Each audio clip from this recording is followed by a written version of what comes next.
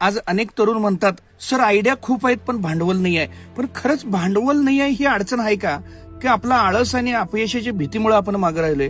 डोक्यात दररोज नवीन आयडिया येतात, पण आपण काय करतोय? थोडा अजून अभ्यास करतो, थोडा अजून परफेक्ट होऊ दे, सगळं कळलं की मग सुरू करतो.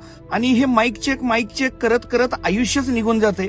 जास्त डिग्री घेतलेले अनेक जण अजून प्लॅनिंग मध्येच आहेत आणि कमी शिकलेली लोक मैदानात उतरलेत. कारण त्यांना एक गोष्ट कळलेली आहे, यश परफेक्शनला मिळत नाही, यश ऍक्शनला मिळते. तुम्ही 100% तयारीची वाट बघता, पण आयुष्य 100% तयार होण्याची संधीच देत नाही. पहिलं पाऊल टाका, कारण पहिलं पाऊल टाकल्यानंतरच पुढचा रस्ता दिसतोय. उभं राहून समुद्र मोजत बसलात तर पोहायला कधीच मी शिकणार नाही. भांडवल नसणं ही समस्या नाहीये, धाडस नसणं ही खरी गरीब आहे.